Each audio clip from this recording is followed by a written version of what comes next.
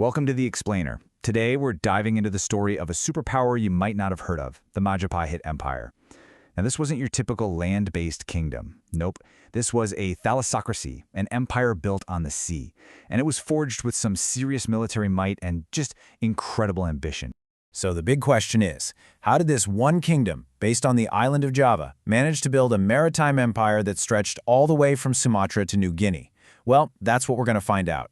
We'll see how they unleashed a seriously sophisticated war machine and some absolute strategic genius to dominate a massive part of the world.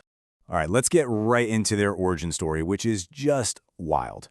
It all kicks off in 1292. You've got this massive Mongol fleet sent by Kublai Khan himself showing up to punish a Javanese king. But they sail right into total chaos. And in the middle of it all is this cunning local prince, Raden Wijaya.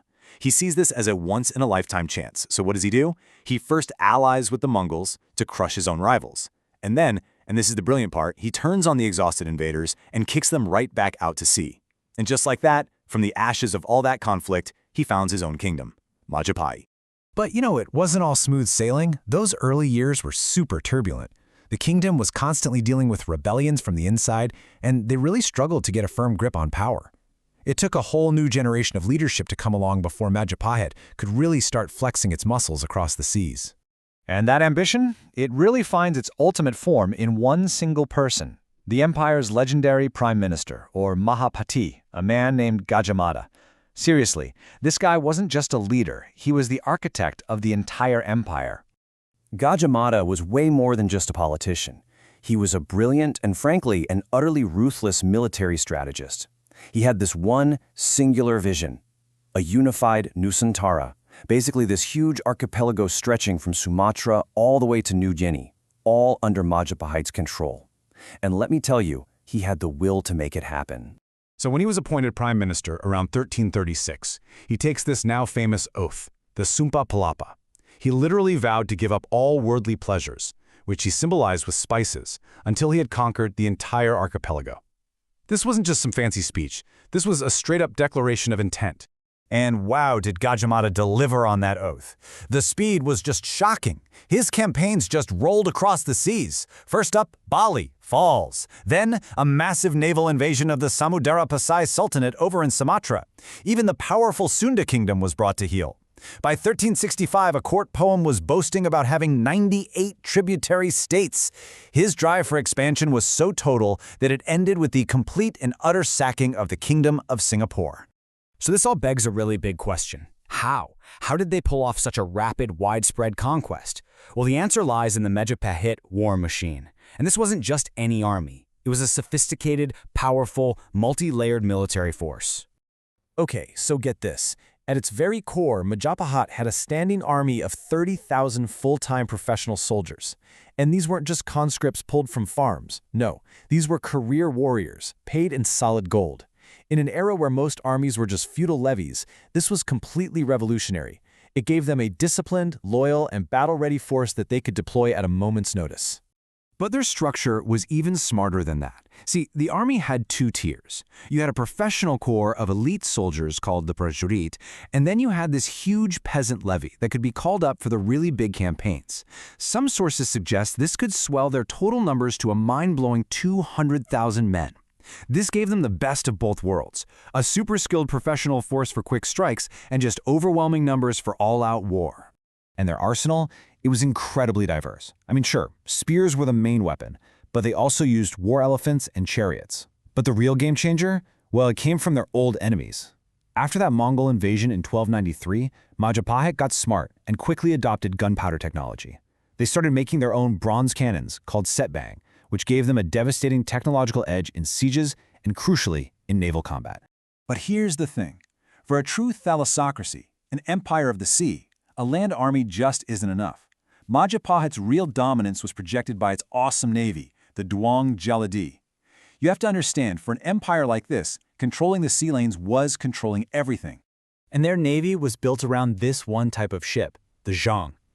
And these things were colossal. They absolutely dwarfed European ships of the same period. They were basically floating fortresses, able to carry up to 1,000 soldiers and tons of cargo.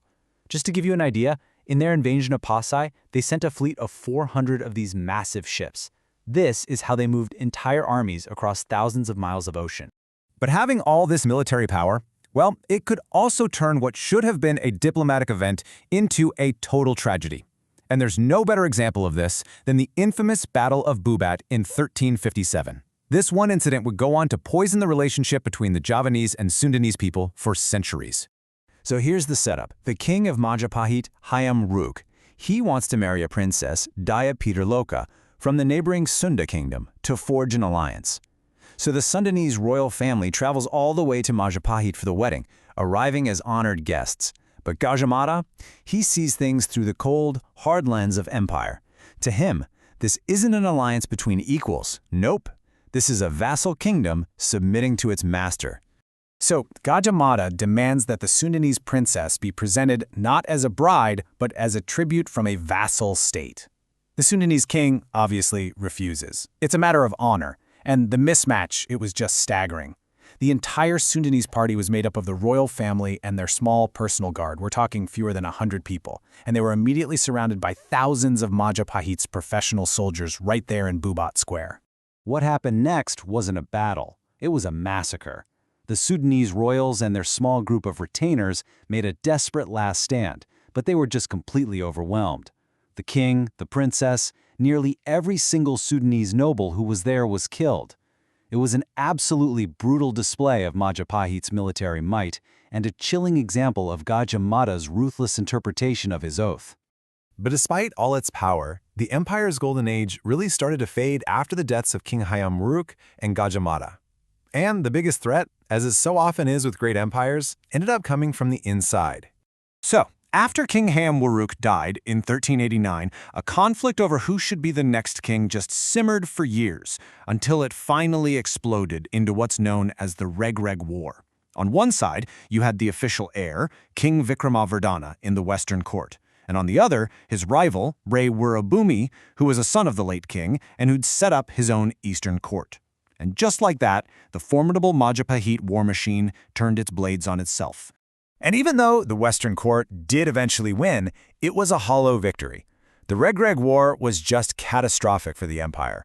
It completely drained the treasury, it wore out the professional army, and it shattered the central authority that held everything together. Suddenly, their grip on those faraway vassals started to slip. This created a power vacuum, and new rivals, like the Islamic Sultanate of Demirak on Java's north coast, rose up to fill it. The decline was slow and painful, but the end, that was swift. An invasion from Demirak in 1527 delivered the final blow. When you look back, the story of Majapahit is really a high watermark in the history of Southeast Asia. It was this incredibly sophisticated, powerful maritime empire that did what seemed impossible. It unified an entire vast archipelago. Its military innovations, its incredible wealth, and its cultural achievements, they all left a lasting footprint on the region that you can still see today. And that really leaves us with this final thought, right? Majapahit's story shows that an army can be this incredible tool for unification and glory. I mean, look at Gajah Mada's early conquests. But it can also be a source of unbelievable tragedy and self-destruction, like what we saw at Bubat and in that final devastating civil war. It's just a powerful lesson on the double-edged sword of military power. Thanks so much for joining this explainer.